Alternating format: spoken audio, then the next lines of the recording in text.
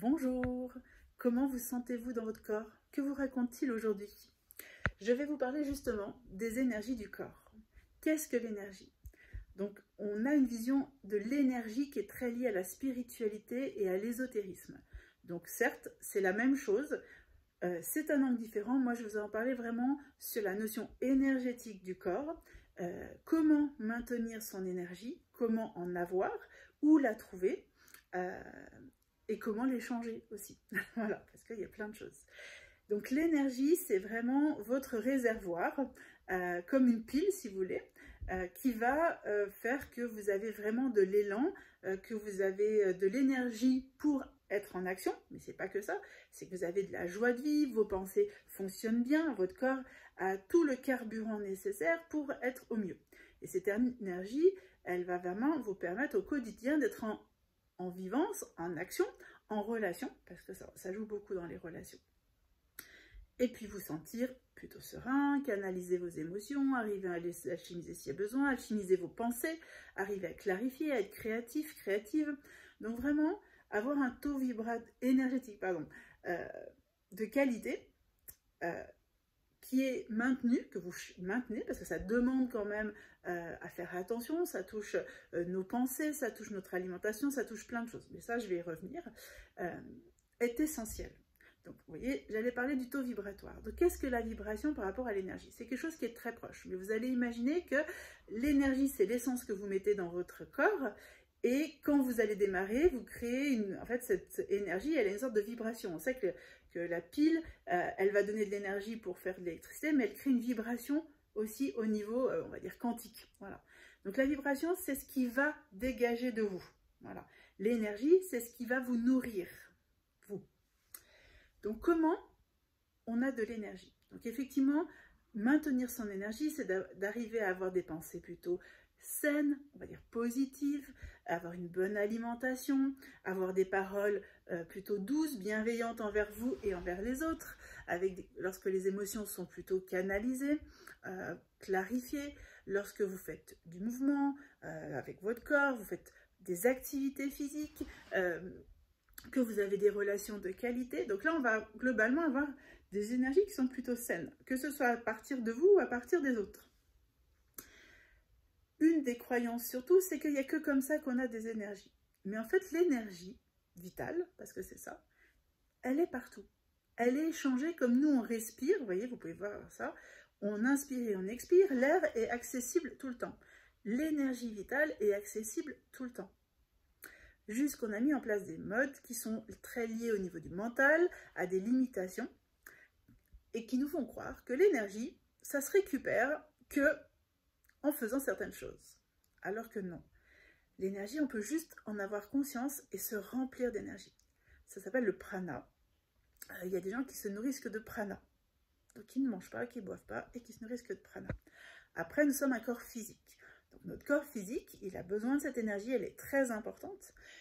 Mais on a besoin aussi de se nourrir si on fait des choses, des exercices ou des activités un peu plus physiques. Les personnes qui se nourrissent du prana, alors oui, il y a des gens qui ont des activités, mais ils ont un rythme de vie aussi très particulier. C'est toute une pratique, donc on ne va pas rentrer là-dedans, mais je vous dis que c'est possible. En tout cas, pour des gens, on va dire, lambda, comme nous, et ben on peut, au-delà de dire oui, il faut manger sainement, faire du sport, avoir des belles pensées, tout ça, on peut dire, mais aussi je peux me nourrir de ce prana, en me posant. Donc la méditation apporte ça, mais aussi juste avoir conscience que c'est accessible. Ce taux vibratoire, vous voyez, décidément, parce que moi je vois beaucoup en vibration, ma façon d'aborder les choses. Je vois comment la personne vibre, c'est pour ça que c'est très sensible chez moi. Et les énergies sont secondaires en fait, pour moi, c'est-à-dire que c'est sous-jacent à la vibration. Si la vibration n'est pas géniale, on va dire ça comme ça, c'est que les énergies ne le sont pas. Mais moi, je vois que les choses à partir de la vibration et après, je dois découler en énergie. Il y a des personnes qui travaillent par exemple avec les chakras, qui vont voir d'abord l'énergie pour voir après la vibration. Donc, pour les énergies, vraiment, il y a plein de moyens de maintenir cette énergie-là en nous. Bien sûr, au-delà de l'alimentation, de savoir qu'on peut récupérer, il y a les relations qui sont énergétiques. Alors aujourd'hui, on en parle de plus en plus, parce qu'en fait, comme on croit que l'énergie ne vient qu'à travers les autres, l'alimentation, que la matière, en fait, hein, on va le voir comme ça, on croit qu'il faut aller piquer l'énergie des autres.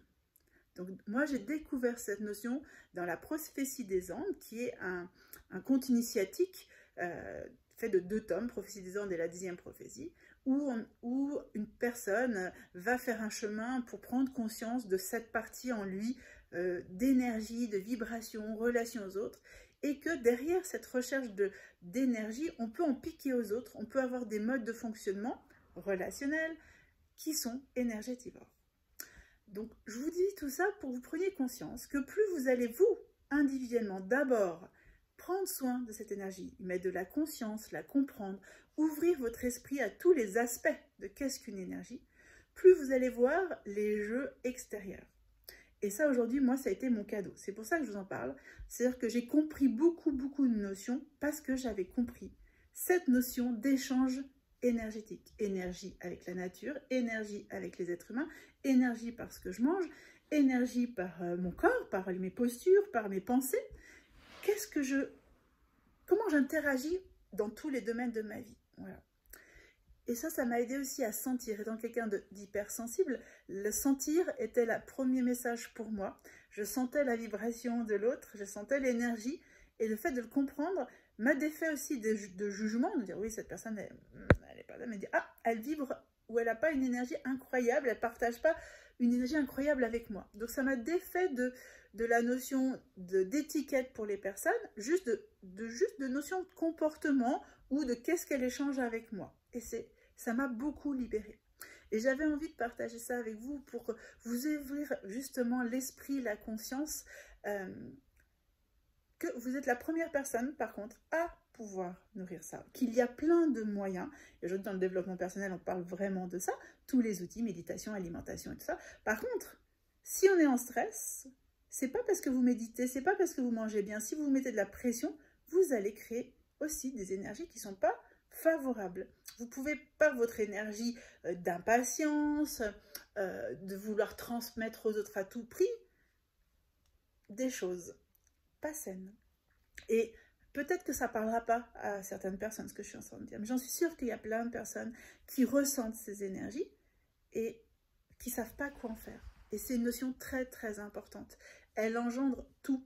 Et savoir qu'on peut récupérer ailleurs que dans les autres, dans la matière, dans l'alimentation, dans les activités, et se dire que déjà, juste en asseyant et en prenant conscience que l'univers me nourrit dans mes cellules, sans que je fasse rien, comme quand je respire, comme quand je parle, c'est assez magique et c'est libérateur. Donc j'avais envie que vous l'entendiez. J'espère que ces paroles vibrent en vous, vous nourrissent votre cerveau, votre cœur, votre corps.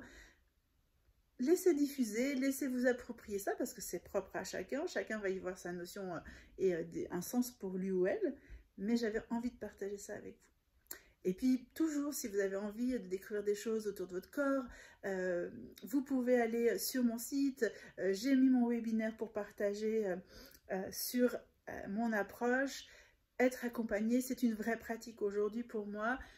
Tout ce que j'ai fait à l'écoute de mon corps, le comprendre, utiliser ses potentiels, que ce soit subtil dans la matière, dans l'incarnation, donc dans l'apparence, m'ont permis de me réapproprier mon pouvoir. Et c'est ça que j'aime partager avec vous. Je vous souhaite une belle journée.